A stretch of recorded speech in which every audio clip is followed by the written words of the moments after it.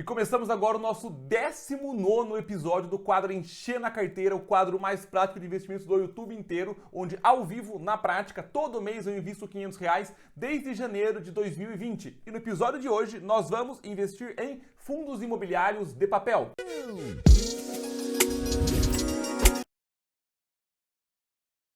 No episódio de hoje a gente vai abordar 3 grandes tópicos. Primeiro, por que eu decidi investir em fundo de papel, como que a nossa carteira elimina os principais riscos dos FIIs de papel e, ao final, como analisar e escolher um fundo imobiliário de papel. Se você caiu de paraquedas aqui agora, seja muito bem-vindo. Este é o Encher na Carteira, o quadro onde eu todo mês, ao vivo, invisto na prática em ativos reais com uma carteira montada junto com você. E todo episódio do Encher na Carteira se divide em 3 blocos. Primeira parte, os resultados do nosso mês. O que aconteceu com os investimentos, com os fundos, com as ações, com a ETF, o que está acontecendo com a Bolsa e com o Brasil como um todo. A parte 2, eu vou fazer a explicação do tema do mês, é a parte para deixar vocês realmente bem embasados para entender e conseguir tomar a própria decisão financeira. E na parte 3, onde a gente abre a corretora e coloca de fato as ordens de compra, decidindo qual ativo comprar, qual ativo vender, como fazer o rebalanceamento. Então, antes de partirmos direto para o conteúdo, quero fazer um convite muito especial para você, que você conheça e se inscreva no Descomplicando Investimentos. Este é um evento que eu criei, que vai acontecer no dia 17, 18 e 19, ele é 100% online, 100% gratuito, vai acontecer às 7h30 da noite, ao vivo, aqui no YouTube, para pegar você pela mão e levar até o seu objetivo financeiro. Este evento eu criei ele por causa da grande demanda das pessoas que não começam a investir porque acreditam que investir é complicado, ou começam e desistem, ou acabam seguindo 10 metodologias diferentes, consomem muito tempo delas, partem para operações de curto prazo que não é rentável, que não funciona, tem dívida, acha que nunca vai conseguir investir. Então, esse evento eu juntei absolutamente tudo que eu sei para entregar para você em 3 super aulas, são 3 super aulas mesmo, ao vivo, pegar você do zero e transformar no investidor. Explicar toda a base da minha metodologia, tirar as principais ferramentas, desde finanças pessoais, comportamentais, até os principais macetes para você analisar investimentos e não cair numa armadilha quando for montar uma boa carteira de investimentos. Você se inscrevendo no evento pelo primeiro link que está aqui embaixo, já é de cara o primeiro link para facilitar a sua inscrição, você vai ser encaminhado para se inscrever também para participar de um grupo de WhatsApp VIP. Esse grupo de WhatsApp tem 2 funcionalidades. A primeira, todo dia eu vou mandar lá um áudio, uma sacada para dividir com você alguma coisa para já ir te preparando para o evento, já chegar lá com um bom embasamento. Eu vou abrir todo dia por pelo menos 1 hora para o pessoal tirar dúvida, ter acesso a mim. As pessoas perguntam muitas coisas às vezes no privado que eu não tenho tanto tempo para ficar respondendo e tento responder sempre o máximo que eu posso, mas eu vou dedicar 1 hora do meu dia, pelo menos, para tirar todas as suas dúvidas. E é também por lá que eu vou explicar para você como que funciona o evento, os horários, mandar os links, tudo certinho. Então clica aqui, se inscreve, ele é 100% de graça, 100% online e compartilha com quem você acha que isso vai agregar. Legal? Então, sem mais delongas, bora para o nosso conteúdo. Comecemos no começo, com o resultado do mês. O que aconteceu com a Bolsa e com a nossa carteira no mês? No mês de julho, a nossa carteira caiu 1,01%. E o Ibovespa chegou a cair 4,27%, do dia 2/7 ao dia 4/8. Ele estava dia 2/7 a 127.360 pontos e no dia 4/8, data que estou gravando esta aula, ele está 121.923. Começamos a investir com o Ibovespa a 116 mil pontos, ou seja, ele valorizou 5,08% desde a nossa data zero, mas a nossa carteira valorizou 26,66%, uma diferença positiva para a nossa carteira de 21,58%. E este efeito que vocês estão vendo aqui, eu não canso de me repetir. Em meses que o Ibovespa sobe mais, nossa carteira tende a subir menos. Mas em meses que ele cai, nossa carteira tende também a cair menos, o que gera no longo prazo um efeito vencedor. Olhando a nossa estrutura de rebalanceamento, a nossa meta é ter 60% em ações, 25% em fundos de tijolo, fundos de papel deixei aqui em branco para a gente preencher hoje, legal? E 15% em ETFs. A nossa carteira está com 56% em ações, 27% FII de tijolo, nada em FII de papel, não temos ainda, e 16% em ETFs, então ela está um pouco desbalanceada para ações. Aqui o nosso ganho total, nós estamos com um ganho de R$ 1.341, legal? Isso em cima do valor que a gente investiu, nós aportamos 9.500 e investimos 9.800, como que isso é possível? Por conta de dividendos, mas o que saiu do meu bolso, do nosso bolso aqui, foi 9.500. Nossa carteira total hoje está com 10.841 reais. O ganho nosso em cima do capital investido está em 14,1%, o que dá, nos nossos 18 meses de investimento, uma taxa de 0,7% ao mês. Beleza? Por enquanto, tudo tranquilo. Dentro dos nossos ativos, o que aconteceu com eles? Vamos dar uma organizada aqui, ó. Organização do maior para menor. A gente está com Alpargatas na liderança com 128% de rentabilidade. Segundo lugar, PetroRio, terceiro Grendene. E na lanterninha temos EGE, Fleury e Exetec. A nossa carteirinha de Funny Money aqui, a Oi caindo 45% e a Fertilizantes Zeringer subindo 297%, nosso IVVB11 com uma alta de 13% e nossos fundos imobiliários, com exceção do VISC, todos em prejuízo. Mas eu gosto muito mais de olhar isso daqui pelo nosso famoso, querido e amado Status Invest. Que legal? A gente tem o bull do Status Invest, não tem vínculo algum com eles, mas é legal a gente analisar. Em termos de rentabilidade, desde a data zero, podemos comparar o seguinte. Então aqui, ó, consegue enxergar? O Ibovespa deu uma rentabilidade de 5,96, que é basicamente o valor que está calculado na nossa planilha, enquanto a nossa carteira de ações deu um ganho de 16%, fundos imobiliários 10% e a ETF 20%. Aqui está computado os dividendos, por isso nossa carteira está dando um prejuízo nos fundos imobiliários, porque eu coloco lá só o valor da cota, sem somar os dividendos. Então a nossa carteira está performando muito bem, por sinal. Se a gente for olhar aqui a composição da nossa carteira, ela está com 57% em ações, 26% em fundo imobiliário e uma ETF, no caso, que é o IVVB11. Abrindo dentro das ações, a gente pode olhar aqui, o maior percentual das ações está no Itaú, seguido por Ambev, terceiro VEG, Grendene, Fleury, EGE, o que realmente reforça a estrutura da carteira ser de fato mais protetiva, e aqui o percentual na carteira como um todo. Eu gosto muito de bater o olho e ver isso aqui em cima, ó, bem pulverizado, sem ter um bloco muito grande de concentração. Se tiver concentrado, que seja em coisas mais seguras. Por exemplo, tem uma concentração grande em fundo de tijolo, o que é super seguro em termos de renda variável, seguido por uma ETF, que é a IVVB11, em 500 ativos do exterior. Então repare o seguinte, que a parte mais concentrada segue a máxima do mais capital no mais seguro e menos capital no mais arrojado. Ele também calcula a volatilidade da nossa carteira, aqui na noite tranquila de sono, contra a volatilidade do próprio Ibovespa. Vamos olhar nossos proventos. Olhem que legal. Temos claramente uma linha de tendência dos proventos aumentando aqui. No mês passado, 7 a gente recebeu um pouquinho menos. O mês 8 agora não conta ainda, porque estamos no dia 4. Mas reparem que tem uma linha de tendência bem legal. Já recebemos R$ 212 só de dividendos. Isso é muito gostoso, é muito legal a gente dar uma olhada. Temos 36 provisionados. E é muito bacana enxergar que o dividendo, apesar de ele por si só não ser um resultado, é legal você ver o fluxo de caixa caindo na sua conta. Então é muito interessante enxergar que, olha só, a quantidade de dividendos que a gente vem recebendo aqui ao longo do tempo, praticamente sempre aumentando. Então, em termos de resultado, nada muito surpreendente. O que aconteceu foi que sumiu da nossa carteira a Lynx, porque ela não existe mais, ela fundiu com a Stone. E o que nós fizemos aqui? Para vocês repararem, um detalhe importante, eu até marquei aqui em laranja, tá? Como a Lynx saiu da carteira, a gente tinha 3% nela, eu peguei esses 3% que a gente queria ter na carteira e joguei 1,5% para Localiza e 1,5% para TOTS. 1,5% para TOTS porque lá do setor de tecnologia, não quis jogar os 3 para ela, porque fica muito capital em um setor que eu acho um pouquinho arrojado, e como eu tenho a Localiza, que só existe ela na minha carteira do setor de aluguel de carros, eu joguei 1,5% para cada uma delas. Legal? Isso é bem simples, é mais para nós entendermos a ideia central. Então, esse é o resultado do nosso mês. Ibovespa caindo 4%, nossa carteira caindo 1%, no longo prazo mantendo nosso resultado. A estrutura da nossa carteira continua bem pulverizada e bem segura. E vou explicar para você agora o porquê que eu decidi investir em fundos imobiliários de papel. E olha essa sacada. Essa sacada, ela veio da discussão. Eu tenho um grupo de empresários que a gente faz discussões sobre investimentos. A maior parte deles são entusiastas de fundos imobiliários, então as discussões são muito interessantes em cima disso.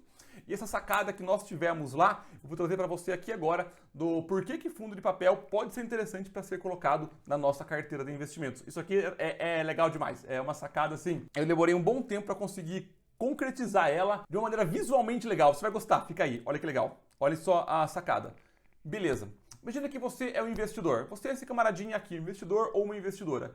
Você vai pegar e decidir investir o seu dinheiro. Você pode investir ou em fundos de papel, que compram certificados de recebíveis imobiliários, ou investir em fundos de tijolo, que tem de fato os imóveis. Só um PS. Se você não sabe muito bem o que é um FII de tijolo, o que é um FII de papel, eu vou deixar aqui 2 cards que vão aparecer um após o outro. O primeiro card, que levando para uma aula que eu explico como que funciona o fundo de papel, a vantagem e desvantagem dele, e uma outra aula de uma live que eu fiz essa semana mesmo, sensacional, sobre como escolher e avaliar fundos imobiliários de tijolo. E assistir essas 2 aulas em algum outro momento, para você entender um pouquinho melhor como funciona. Mas de maneira bem resumida, para você que não quer parar e perder essa aula, eu concordo com a vez que você começou, tem que ir até o final. Os fundos de papel, eles nada mais são do que fundos imobiliários que, em vez de comprar imóveis, serem só donos de imóveis, eles compram certificados de recebíveis imobiliários.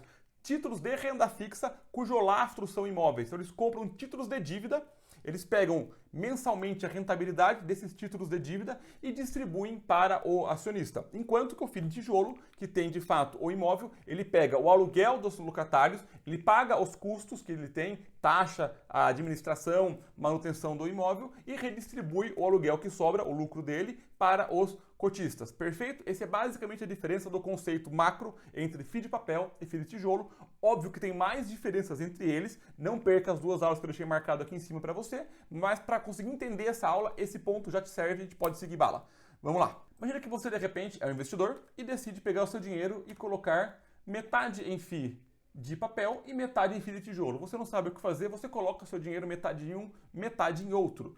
Porque você espera coisas diferentes. Qual que é a principal vantagem do dinheiro que você coloca em um fundo imobiliário de papel? Ele te paga um dividendo alto. Os fundos de papel, eles pagam um dividendo alto, muito em conta das taxas dos acordos que eles fazem dentro dos certificados de recebíveis, por não ter um custo operacional envolvido, igual tem o FII de tijolo, e por conta da rentabilidade acordada, já meio que ser a previsão do aluguel mais a possível valorização do imóvel. Qual que é a desvantagem de um FII de papel? A cota dele não mexe, ela quase nunca valoriza. Você comprou a R$100 a cota, daqui a 5, 10 anos vai estar muito perto de R$100 também. Então ele não tende a valorizar, mas paga um dividendo mais gordo. Enquanto o fundo imobiliário de tijolo, ele paga um dividendo um pouco menor, mas a vantagem é que ele tende a valorizar, porque o imóvel tende a valorizar com o tempo, e ele valorizando você ganha dinheiro com a cota, e por que não lá na frente até receber um dividendo mais elevado. Beleza? Entendi, Matheus, perfeito. Mas por que você não gosta de FII de papel, só investir em FII de tijolo e agora você vai investir em fundo de papel? Agora vem o jump off the cat. Se nós compararmos na pontinha do lápis a rentabilidade de fundo de tijolo contra fundo de papel, acontece esse efeito aqui, ó. Olhem que interessante isso daqui. Eu fiz uma simulação, tá? Presta muita atenção que a simulação é simples de entender, mas se você perder isso aqui, você não acompanha o resto da aula. Eu simulei R$100 investidos em fundo de papel por 30 anos e R$100 investidos em fundo de tijolo por 30 anos. Eu assumi que a rentabilidade do FII de papel, a cota é 0% e o dividendo é 10% ao ano. Isso é mais ou menos a média. E o fundo de tijolo, um dividendo de 6% ao ano e uma valorização da cota de 6% ao ano. É mais ou menos isso que tende a acontecer. E essa simulação, o que eu fiz? Eu pegava todo mês o dividendo do FII de papel e reaplicava dentro dele. De forma que se eu fizer isso consistentemente todo mês por 30 anos, ao final eu vou ter R$1.904, o equivalente do que eu teria no fundo de papel. Ao pegar o dividendo e reinvestir por 30 anos, R$100 virariam 1.904. Beleza? Beleza. Se eu fizer a mesma coisa com o fundo de tijolo, que ele todo ano valoriza 6%, e eu peguei o dividendo e reapliquei os mesmos 6%, isso no longo prazo ganha do FII de papel. Tem uma rentabilidade superior, vira 2.541.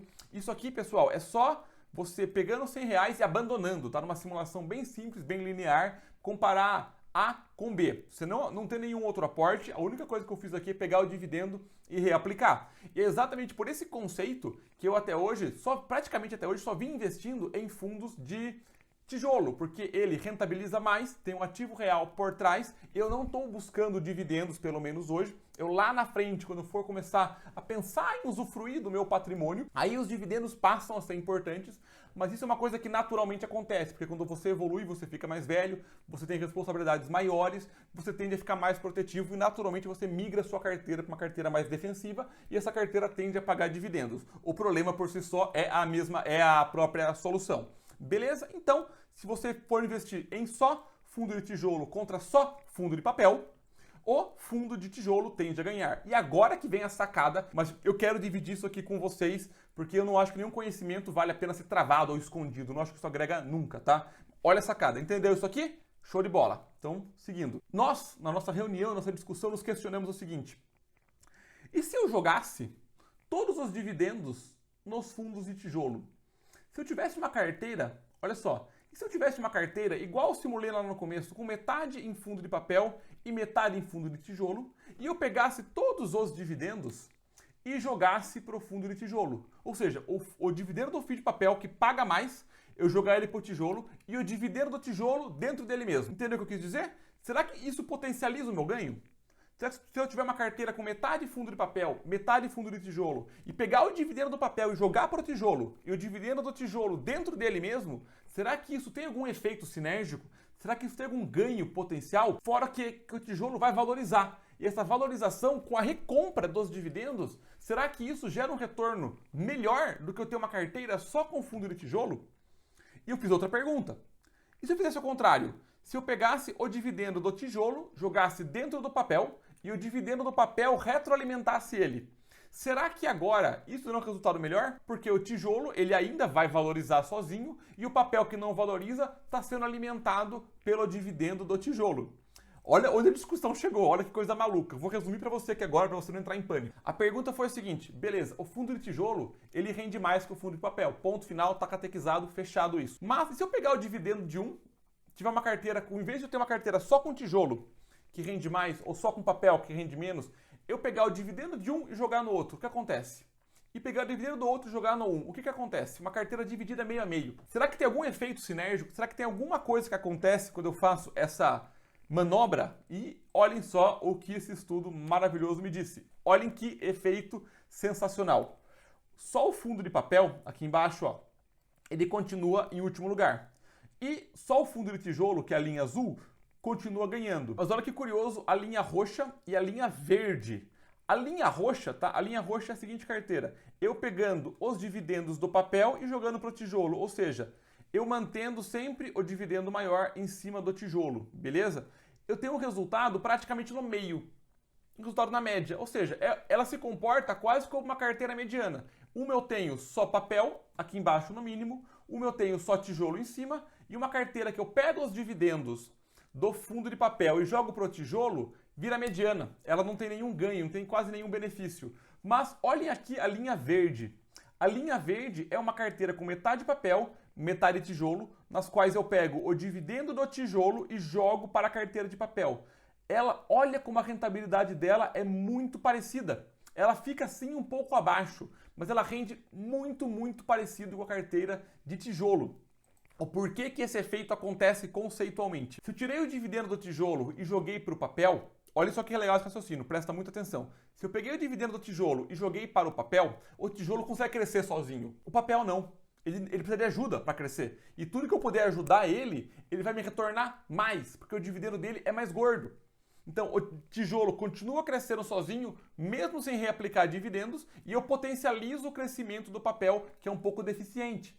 Ou seja, isso combinado cria um efeito de longo prazo que uma carteira meio a meio, meio papel, meio tijolo, com a reaplicação dos dividendos do tijolo dentro do papel, gera esse efeito aqui, que a rentabilidade ela é muito parecida. Ela é muito parecida. E as principais sacadas e ganhos estão aqui.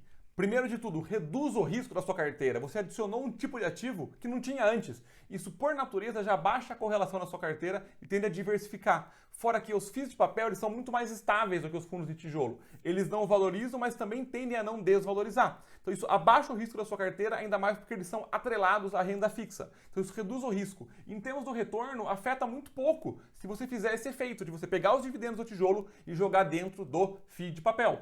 Potencializa os ganhos de dividendos, porque você vai ter um dividendo maior, mais gordo. Isso mentalmente é muito bom. Isso mentalmente é muito bom. Você vê dividendos cair ao longo do tempo e principalmente facilita você atingir metas de renda mensal maior.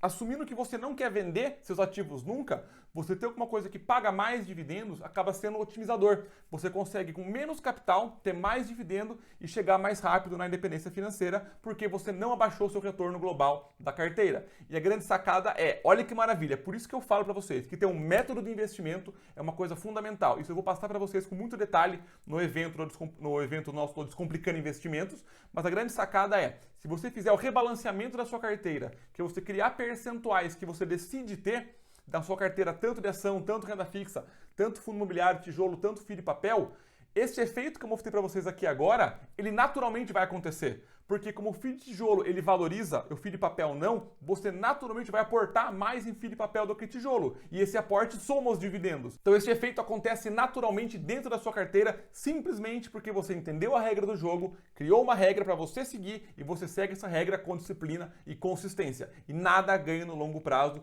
ter disciplina e consistência, beleza? Então agora que você entendeu o porquê que eu vou adicionar fundos de papel na minha carteira, eu vou comprar 3 camaradinhas. Então eu vou abrir aqui o site do Funds Explorer e analisar junto com você quais são esses FIIs de papel, para você entender inclusive quais são as peculiaridades de análise, para você nunca pular quando você busca investir num FII de papel. Então bora para a tela. Sendo bem objetivo agora, pessoal, eu peguei os relatórios no site do Funds Explorer, você pode pegar aqui ou pegar direto no site do gestor. A gente vai investir em 3 FIIs de papel: o CPTS, o VRTA e o BCRI, legal? Para ser mais expedito, eu vou ensinar vocês a analisarem através de um. Vou pegar o BCRI, mas você pode pegar isso e replicar para qualquer tipo de fundo imobiliário de papel, beleza? Com a ideia de não ficar muito maçante e repetitivo aqui, eu vou analisar um, vocês replicam para os outros. Como eu já analisei eles previamente, são 3 FIIs de papel que eu quero ter na minha carteira. O que você tem que analisar? Vamos lá. Já de cara, sempre olhe a taxa de administração, que em FII de papel costuma ser um pouco mais alta. Veja se tem taxa de performance ou não, mas 1% por ser FII de papel acaba não sendo tão pesado. Aqui o administrador e o gestor tem um peso gigantesco, porque são eles que vão analisar os CRIs. Você e eu não vamos ficar acompanhando um FII de papel que tem 40, 60 CRIs, olhar CRI por CRI. Você não vai fazer isso, eu não vou fazer isso. Então a gente delega muito a responsabilidade para o gestor. Então é importante que você entenda que o gestor tem um papel muito grande na qualidade, na decisão do qual CRI ele vai comprar ou não. Então busque gestores que tenham um bom histórico com fundos imobiliários, que já têm um bom tempo de vida, o próprio fundo imobiliário de papel. Então isso é um ponto importantíssimo. A Vortex, a BRL, a Quineia, são gestores bem grandes que conseguem fazer isso um bom tempo. Você com a experiência pega isso, mas você com 10, 15 minutos de busca, você entende se aquele gestor ele é bom ou não, se ele tem um histórico de bastante fundo imobiliário, tem reclamação sobre ele, enfim. Gaste um pouquinho de tempo, use um pouco de tempo para estudar quem que é o gestor. Veja o tamanho dos fundos, tudo isso ajuda muito, beleza? Vamos lá então, voltando aqui para o site. Já de cara, nunca se esqueça de analisar isso. O resultado líquido total dele, vocês estão vendo aqui, ó, estão, né? Desde o início, o resultado que ele acumulou foi 117.441.000. Ele distribuiu 117.160, ou seja, ele de fato distribuiu praticamente o que ele recebeu, um pouquinho menos. O perigoso é quando esse número aqui ele é maior, tá? Quando esse número é maior, o fundo pode estar tirando dinheiro do caixa para pagar dividendos, isso gerar uma ilusão de que o fundo é bom, quando na realidade ele está zerando o resguardo dele. Legal? A quantidade do valor patrimonial dele vem sempre aumentando, isso é bem interessante, que ele fica fazendo novas emissões. O dividend yield dele mês a mês, conforme ele foi pago, o do mercado, e o yield dele. Repare o seguinte, que o yield tem subido em 2021 muito em conta da alta dos indexadores, do IPCA, do IGPM, e ele tem se mantido acima da média do mercado. Aqui que vem, ó, olha a lista de CRIs que ele tem. Você não vai analisar um por um, eu sei que você não vai e não precisa, tá? Não é essa a ideia. A ideia é você enxergar quais são os indexadores. IPCA mais 4, CDI mais 2, IGPM mais 12, e ver o que ele está fazendo, a quantidade de CRIs que tem. Tem que olhar também qual que é, se tem vários emissores diferentes. Aqui tem um problema e uma vantagem. O problema é que nem eu nem você vamos pegar 60 CRIs para ficar analisando um por um. Isso não é viável, não é prático. Então isso aumenta o risco do desconhecimento.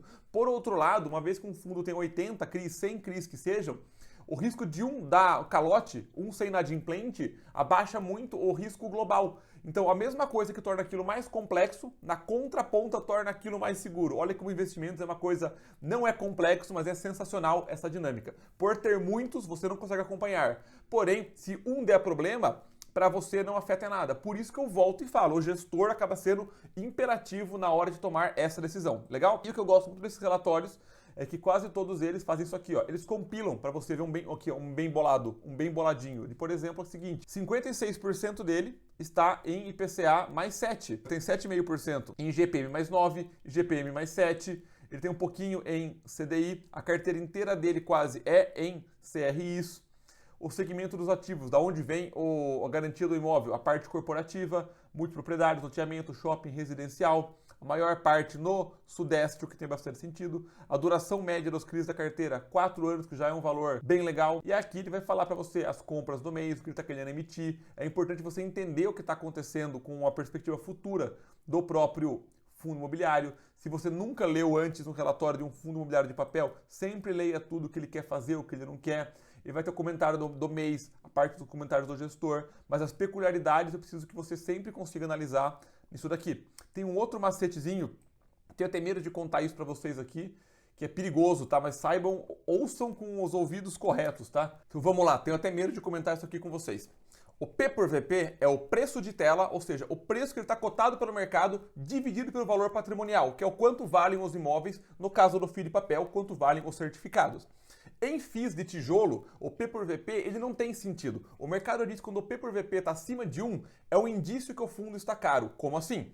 Se um P por VP estiver em 1,2, ou seja, o preço da cota está 20% acima do que vale os imóveis. Um P por VP de 1,5 diz que o preço da cota está 50% acima do que vale os imóveis, portanto o fundo está caro. Isso para mim não tem o menor sentido. Deixa eu explicar o porquê. Um imóvel, ele tem toda a valorização intrínseca dele, da qualidade do imóvel, a qualidade do gestor, a qualidade do inquilino, a perspectiva de crescimento, o que está acontecendo com o setor. Então tudo aquilo está embutido no preço. Então o valor do imóvel não necessariamente reflete a qualidade ou potencial de retorno que aquele imóvel tem. Por isso que o preço em ação e fundo imobiliário não importa, porque está embutido muita perspectiva futura que é difícil de ser precificado. Beleza? Tranquilo? Alinhados. Agora, num FII de papel, o preço, ele importa. Por quê? Um FII de papel nada mais é do que um monte de certificados de recebíveis, dezenas deles, que eu já sei o quanto eu vou receber, eles têm o valor patrimonial deles. Então, como é muito mais previsível o que vai acontecer, não tem uma valorização de imóvel, porque não tem imóvel, são certificados de recebíveis, e eu sei o quanto eu vou receber, o valor daquilo deveria ser mais fixo, deveria ser mais estável, porque não vai ter uma valorização intrínseca. Apesar do FII conseguir fazer novas emissões, captar novos investidores e aumentar o valor patrimonial dele, isso é feito com uma emissão. Então tem novos investidores entrando. Então isso não deveria também fazer com que o preço pelo valor patrimonial subisse, porque ele emitiu mais cotas para ter mais dinheiro. Logo, o valor da cota fica estável. Isso tende a ter uma estabilidade. Entenderam o raciocínio? O tijolo tende a ter uma valorização, ele tem toda a parte intangível de bons inquilinos, bons locatários, sai um locatário, entra um locatário, mexe no setor, valoriza o imóvel, valoriza a região, está aquecido o setor. Isso tende a influenciar um P por VP de 1,2 às vezes. O HGLG, que é meu fundo logístico favorito, ele está em 1,2 há 15 anos mais ou menos. Estou exagerando no prazo aqui, mas faz 10 anos que ele está 1,2 e porque ele é um FII de altíssima qualidade. A qualidade do imóvel é muito boa, do gestor é muito bom, dos locatários é muito bom, isso dá confiança para o mercado e, portanto, ele tende a ficar um preço mais elevado. Isso não quer dizer que ele está caro, é o preço que ele corresponde ao retorno dele. Então tem uma expectativa grande em cima desse fundo, portanto o preço dele fica acima do valor dos imóveis. Já em um fundo de papel, isso não tem tanto sentido porque é um papel. Simplesmente falando, o papel não valoriza. Eu já sei o quanto eu vou receber daquele papel. Então não tem por que o mercado ter uma expectativa maior do que 1. Então o que ele vale é exatamente o que ele deveria estar precificado. Então no caso, quando chega em 1,1, passa disso, eu fico um pouco mais ressabiado. Porque talvez seja uma euforia de mercado em relação a alguma coisa que é muito próxima de uma renda fixa. Apesar dele sim ser renda variável, no caso do BCRI ele está em 1,05, então ok para mandar bala dentro dele. Se fosse uma renda fixa, que eu já sei quanto eu vou receber, é muito mais fácil comparar. Um IPCA mais 5 contra o IPCA mais 6. IPCA mais 6 é melhor que IPCA mais 5, assumindo o mesmo banco, mesmo vencimento, mesmo prazo. Então, na renda fixa, o preço ele tem uma importância muito maior do que dentro da renda variável, que eu não sei o que vai acontecer. Retomando que fundo imobiliário de papel é renda variável. Você compra uma cota de um investidor, tem troca de papel de mãos no mercado secundário, tem euforia, tem pânico, então ele é sim renda variável, mas o que gera renda para ele é muito lastreado na renda fixa em si. Então é por isso que o preço deveria ser o mais perto possível do valor patrimonial. Entenderam isso? Não entendeu? Comenta aqui embaixo.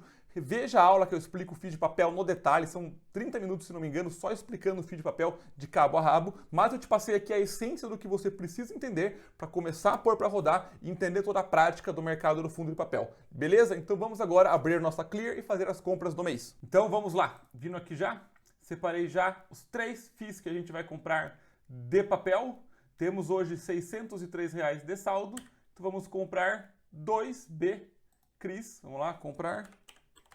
Controle eletrônico aqui, salvar, beleza, vamos comprar 2 BCRIs e enviamos a ordem, vamos ver se foi executada. Então aqui, vamos lá, cadê minha ordem? Ordens, BCRI, executada a mercado, vamos anotar aqui. Comprei 2 BCRIs a 111,20. 2 BCRIs a 111,20. Show de bola. Vamos agora comprar o CPTS. CPTS, vamos também comprar 2 CPTS. A mercado, legal, comprar. Comprando mais 2 CPTS. Foi? A ordem foi? Foi executada. Vamos lá, mais detalhes. Compramos 2 CPTS 11 a 99,89. Show de bola. Agora vamos comprar o VRTA. Não temos capital para 2, vamos comprar um VRTA. Compramos um VRTA. Ordem, vamos ver aqui, VRTA executada. Um VRTA, anotar aqui, um VRTA 11 a 109,70. Show de bola. Nós temos um saldo remanescente de 71,44. Vamos ver agora qual ação vamos comprar com isso. Abrindo aqui o nosso Excel. Mas, Matheus, por que comprar ações? Porque a gente está desbalanceado com elas, lembra? Então vamos organizar aqui as que precisamos comprar. Legal, ou seja, o que a gente tem, o peso na carteira contra o nosso ideal, elas estão abaixo. Vamos lá. Fleury está com uma queda de 18%, mas ela está muito perto do que a gente gostaria. A EG também está com uma queda razoável, mas está um pouquinho perto. Exetec, temos a Vivo um pouquinho longe. Então vamos lá. Agora é muito na relação do que cada um se sente mais ou menos confortável.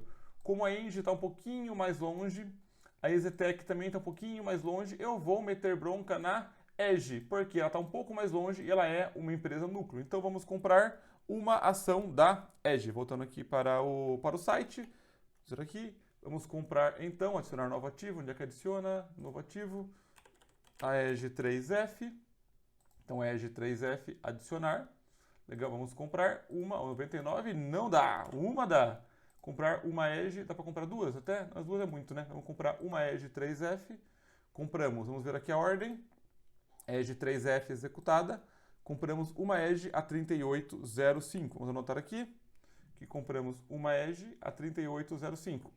Uma EG 3F a 38,05. E agora nós temos, abrir aqui o site, aí vocês estão vendo, né? Então, nos sobrou de saldo, cadê? 33,39. Dentro da lista de ações para a gente comprar, 33,39, a gente pode comprar qual? A gente pode comprar uma Fleury. A gente pode comprar uma Fleury. Então vamos meter bronca em uma Fleury. A gente não podia comprar mais uma. Novo ativo, Fleury 3F. Fleury 3F, adicionar. Cadê? Adicionou aqui, ó. Fleury 3F, vamos comprar uma Fleury 3F. Compramos também. Ordens. Fleury 3F, vamos ver aqui. Ela está com compramos. Sobrou de saldo pra gente R$10. R$10, dá pra te comprar alguma coisa de R$10? Até dá. Sabe o que eu vou fazer? Eu vou comprar ações da Oi para deixar o mínimo de saldo. Matheus, vai comprar ações da Oi? Eu vou, sobrou R$10, eu não quero deixar no free float, vou meter bronca na Oi BR3 fracionário, para não deixar os R$10 na conta. É assim que você faz com o Funny Money. Compra exatamente o que sobra. Opa, troquei aqui. Oi. Vocês podem falar, um vídeo que o Matheus comprou Oi. Vocês podem falar isso, contem para a família. Dá para comprar 8 Ois, então, compradas. Vamos ver se foi a ordem de compra aqui. Compramos 8 Ois para fazer o nosso Funny Money e fechado. Gostou dessa aula? Comenta aqui embaixo o que você achou, se você tem FII de papel e também me sugere qual é o próximo tema que você quer ver no nosso Encher na Carteira. Muito obrigado, como sempre. Não se esquece de você se inscrever, deixar o like, isso ajuda muito o YouTube a entender que o conteúdo é bom. E um lembrete final para você aqui, para você participar do nosso evento Descomplicando Investimentos. É um evento 100% online e 100% gratuito que eu vou entregar para você absolutamente tudo que eu sei para te pegar do zero e te transformar num investidor, numa investidora. Investir não é complicado. É simples, mas uma vez que você tem a metodologia certa, as ferramentas certas e o direcionamento correto, tudo isso pode ser extremamente prazeroso para você. Legal? Então vejo você na próxima!